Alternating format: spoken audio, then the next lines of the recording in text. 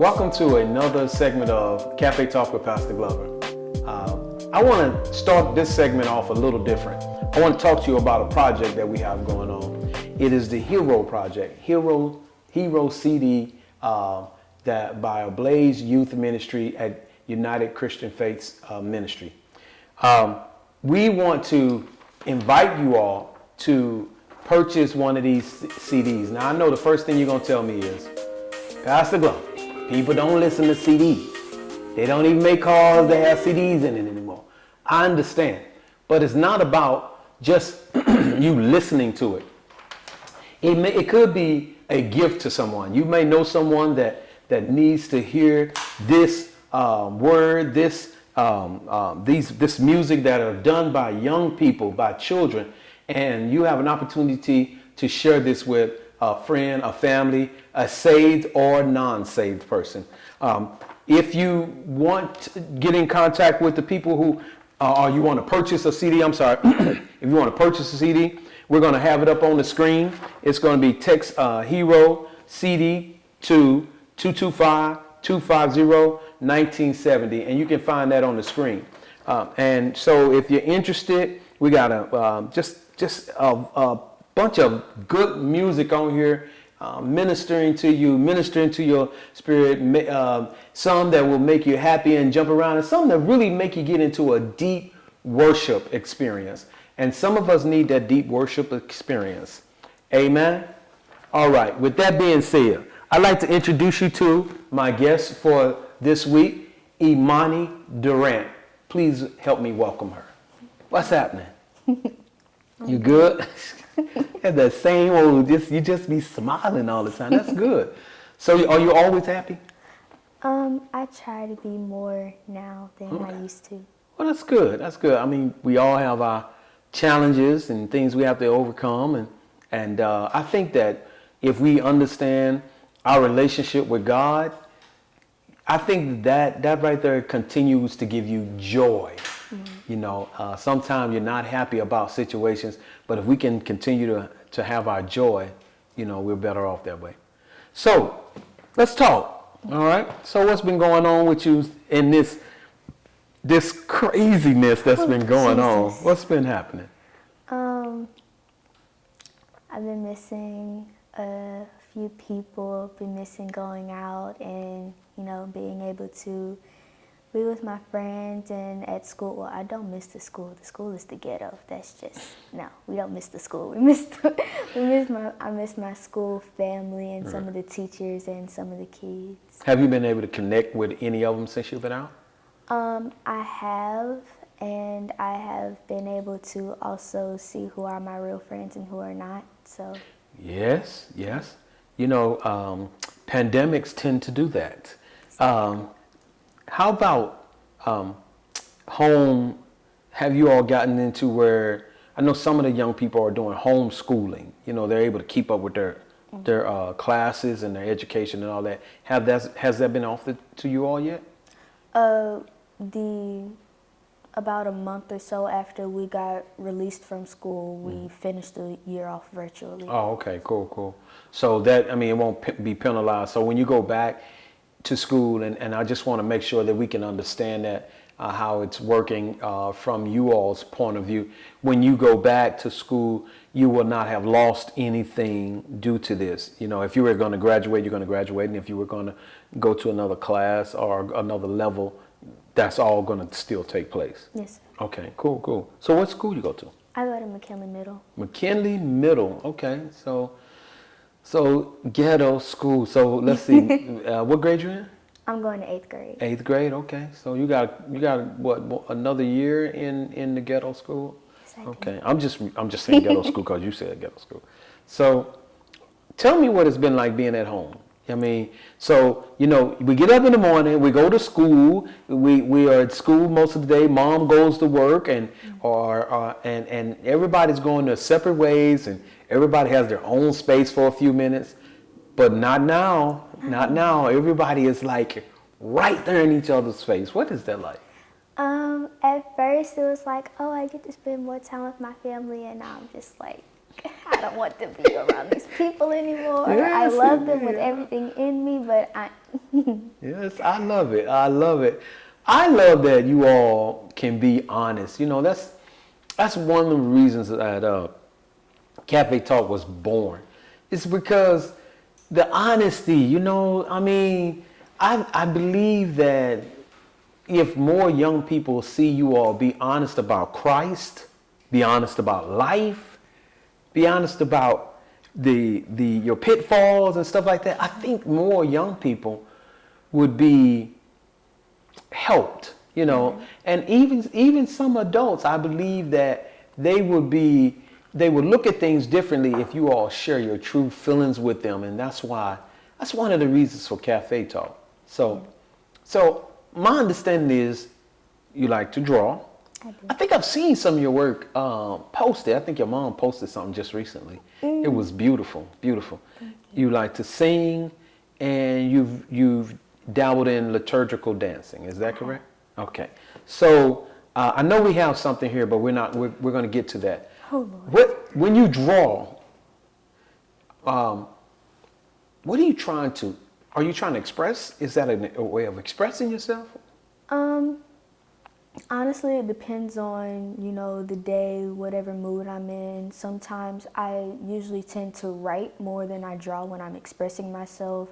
Or, if it's like a special occasion, like the drawing that you saw my mom posted, it was for Juneteenth. So, it just really depends on the mood and the day. And we're going to have some of your drawings up on the screen. So I want people to see, your talent. This is very talented, very, very talented. The reason I asked about expression is because I remember we did a project once, and it was right after the Katrina floods. And we had young people expressing themselves. I was working with young people at that time.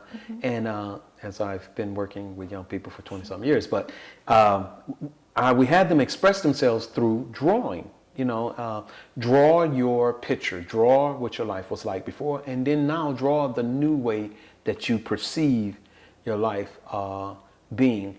And it was a sort of therapy. And so that's why I asked, is there some type of expression, or is there some type of emotion that you're trying to get out when you draw, or when you write, or even when you dance? Are you expressing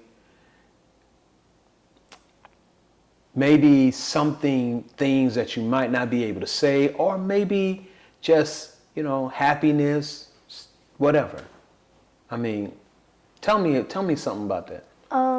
I'll say a little bit about each thing. With writing, it's very easy to, just rant and vent, but I also have to, make sure that I'm not just going on full rage mode. I have to, cut off some of my rage. I'm like, but this is why I feel this way. This is what I can do to fix that. This is what I can do to see the more positive side of things. And with drawing, honestly, you won't believe me, but I actually don't like to draw. Really? I don't like drawing. I'm going to tell you something about that. Go ahead, keep going. And dancing, I love dancing. I've been dancing since I was 3. And I just really love to dance. It's an amazing sport. It's an amazing art. It's expression with using your body rhythmically, and it's just a conversation with you, your peers, whoever you're around. If you're in front of an audience, it's just an amazing way to express yourself and just free yourself from anything. And when we were in school, my dance teacher, it would just be, we would have a time in the beginning of the class where she would just be like, okay, so go ahead and get dressed and everything. We're going to have the first 15 minutes of class. You're going to have your own space in the studio, and we're going to turn the lights off. I'm going to turn on some soft music. Don't pay attention to anyone else. Close your eyes. Get in a position or a stance that you're comfortable in, that you don't care who sees you, and you're just going to focus on yourself. And she would feed us daily devotions like, I'm beautiful, I'm worthy, I'm strong, I'm powerful, I can get through this Words day. of affirmation. Yeah. I like that. Before I lose that train of thought, So you say you don't necessarily like to draw. Let's deal with I that do one not. first.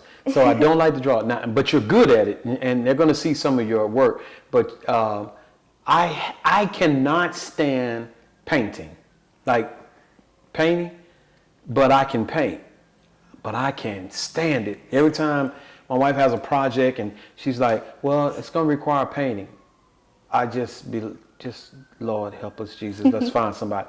But I can paint, so I understand that being good at something that you don't necessarily like to do. Also, I want to go to the piece where you said she says get to your different sections. Now I don't know if you all were there. We did this a couple of times at church. You remember that? I do. And he's like, go to your separate corners, and get connected with Christ. Get your own praise. Get your own connection. Right. And we're not going to worry about the outward here. We're going to worry about the upward. And we put on praise and worship music.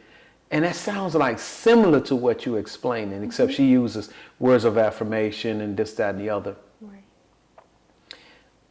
How important is it to you that when you're doing your dance or writing or drawing, how important is it that you pull in your relationship with God? How important is it to you?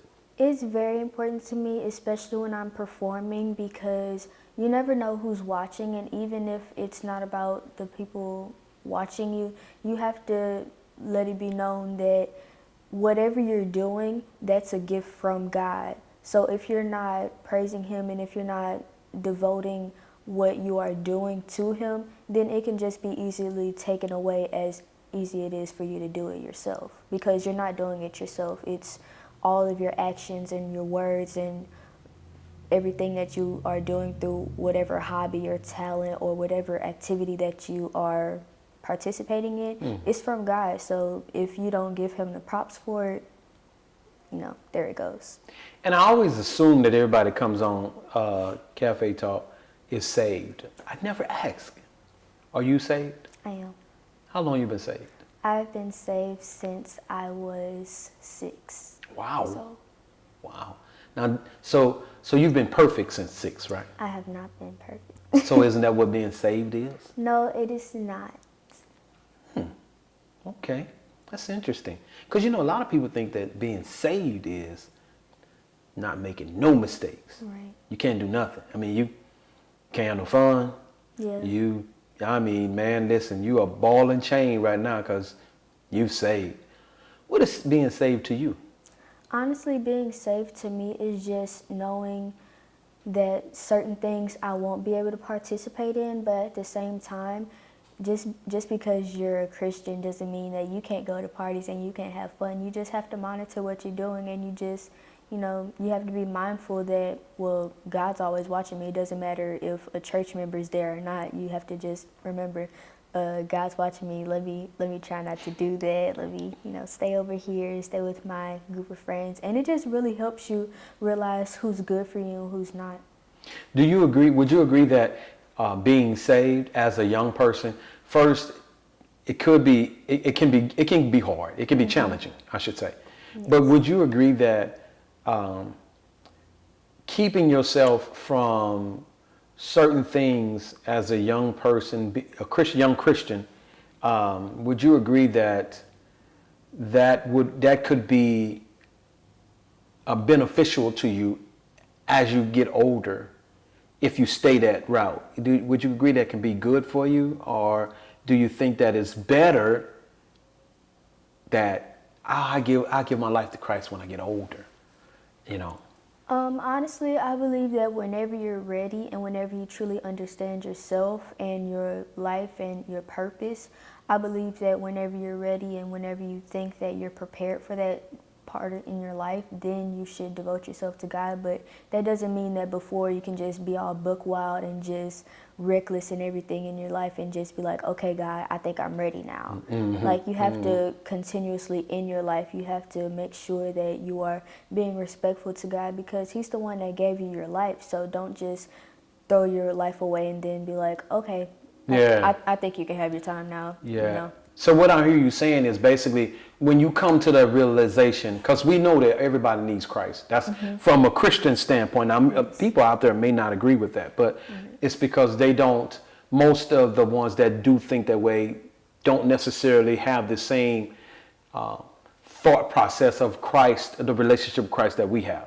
But I think I'm hearing you say that when you come into the understanding that you do need Christ, you do, and that's the way we feel, is that we need Christ. He created us for a purpose. The purpose was to love him. The purpose was to love others. And really in and of ourselves to do that, I don't believe we can do that fully in the manner that we were created. So that's what I think I hear you saying, is not necessarily go out there and do whatever you want, and then whenever you get ready, come on back. Yeah. But listen, when you come to the realization that you need Christ, come just on. Take your time to think about it, and make so sure you make that a you're true completely commitment. Ready. Gotcha. Okay, so let's talk about this little piece of art that I see sitting over here on this counter. Let me look at that. Let's see what's going on with that. All right. Okay, yeah. I think this is what we saw. I think it is. So I'm just going to show this like this. We're going to see if we can get some more of her art up. But this is beautiful. I mean, it's just, it looked like a lot of time was going into it. There's a lot of expression, a lot of emotion into it. I noticed that, and I could be wrong, those are piercings right here. What are those? Like lip gloss, like the light shines. What? Okay, I'm sorry about that. So anyway, what I like about it is she seems to be herself, and what that means to me is she's not glamorously made up any kind of way. She just seems like just a natural, normal individual, and expressing emotions, that's, I like that. It seems like it was something that was done from the heart. So many times I believe that we feel that we have to make ourselves up when serving God. We got to come dressed up. I got to change. I ain't ready to go see God because I got a lot of changing to do. And we can't change ourselves. The truth of, when you were drawing that, okay, I don't know how long it's been, but what emotion was going through? What were you thinking? What were you feeling to produce that? Honestly, when I was drawing it, I wasn't thinking about the drawing at all. I was thinking about something else, and I was crying like most of the time when I was drawing it, just because I was going through something at that moment. But honestly, it only took me like 10, 15 minutes to draw that. And is that the piece that I seen online? I think it is. Okay. It was for Juneteenth. Okay, all right. And so the George Floyd thing, all that had happened, and so we were protesting and all that stuff like that. And so I'm assuming that those are some of the emotions that were going through your mind at that time? Somewhat, yes. Okay. So let's speak about that. So that's a tragic situation. It's, we want to stop talking about it. The truth of the matter is, because we believe if we stop talking about it, somehow it'll go away. But on both sides of the tracks, it's never going to go away. It never has.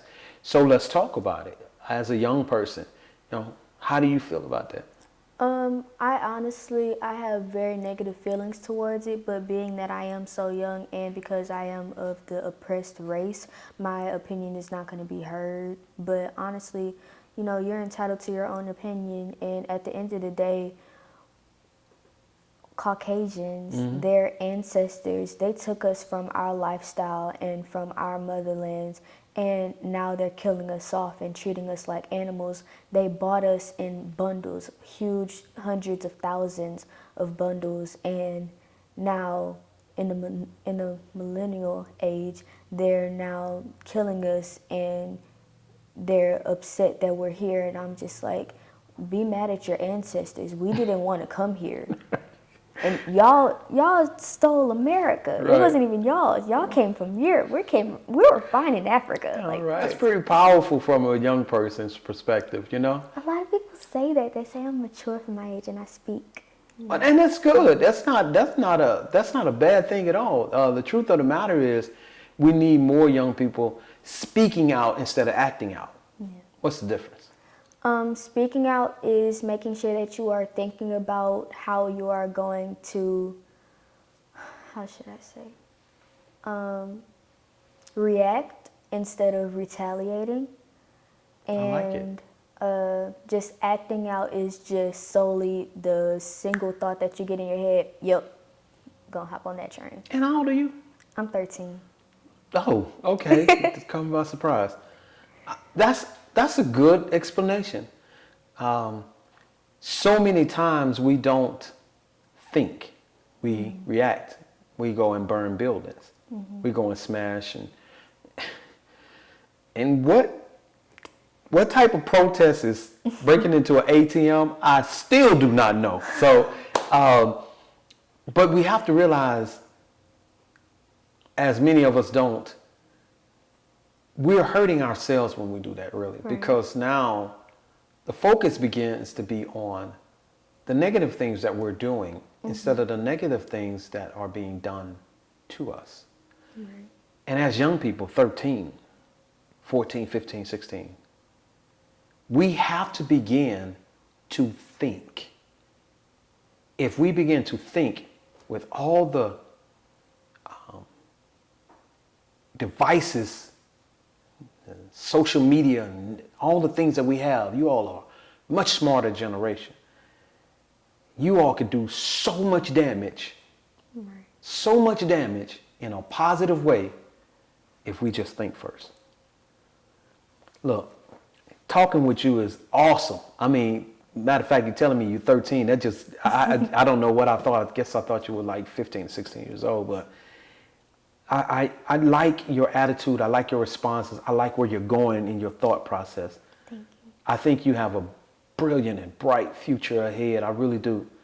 And know that challenges are going to come. Know that. If we thought we were going to get through this life without any challenges, we were fooling ourselves.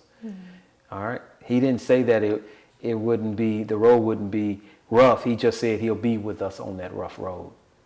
You got anything that you want to close with, that you might want to encourage the young people with?